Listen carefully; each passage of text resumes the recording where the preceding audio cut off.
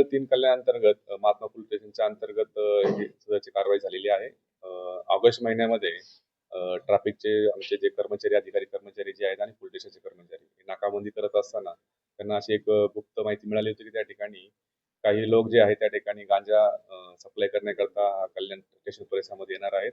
त्या अनुषंगाने नाकाबंदी केलेली असता त्या नाकाबंदीमध्ये एक छत्तीसगड पासिंगची गाडी त्यांना आयडेंटिफाय झाली होती, बेलानो आहे ती.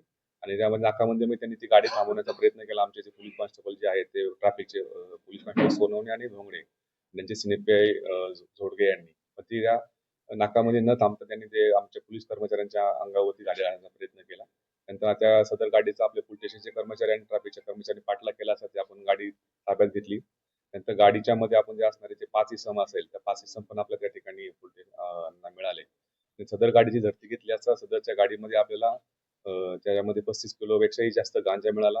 त्यानंतर हे 5 आरोपी त्याच्यामध्ये निष्पन्न झाले आणि त्यामध्ये गाडीच्या झडतीमध्ये आपल्याला एक गावठी बनावटीचं पिस्टल सुद्धा त्यामध्ये हस्तगत करण्यात आलेलं होतं. नंतर या जे ताब्यात घेतले इसम यांची तपास करून किंवा त्यांच्याविषयी माहिती घेतली असता हे सगळे नागपूर इथले रहिवासी असल्याचे समजलं आणि ते गांजा सप्लाय करण्याकरता कल्याणमध्ये आलेले होते.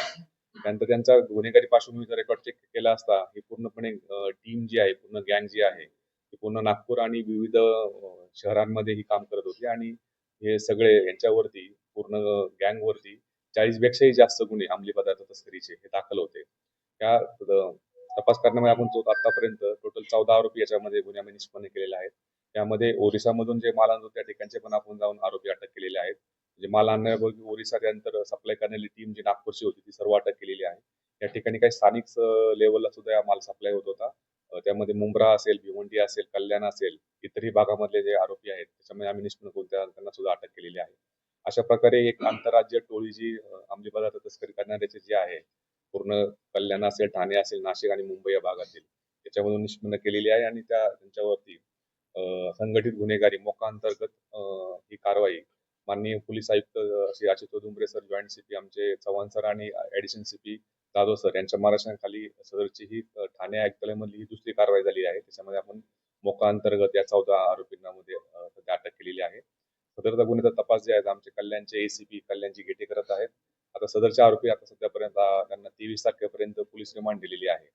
ही सदरची जी पूर्ण कामगिरी आहे आमचे senior PI Mahatma Phule police स्टेशनचे बलराम सिंग परदेशी, त्यानंतर त्यांची डीबीची टीम, संपूर्ण टीम, पीएसआय मडके, एपीआय भुजबळ या सर्व टीमनी केलेला आहे. त्याचप्रमाणे नाकाबंदीमध्ये ज्यांनी गाडी पकडली ते आमच्या ट्रॅफिक डिव्हिजनचे कल्याणचे सिनियर पीआय त्या ठिकाणी मिलिंद झोडगे, त्यानंतर पोलीस कॉन्स्टेबल सोनवणे आणि पोलीस कॉन्स्टेबल डोंगरे यांच्या पूर्ण टीमनी ही एक सतर्कपणे त्या ठिकाणी नाकाबंदीमध्ये आपल्याला ही पूर्णपणे गाडी आणि त्यांचे आरोपी आणि पूर्ण गँग आपण त्यामध्ये करू शकलो.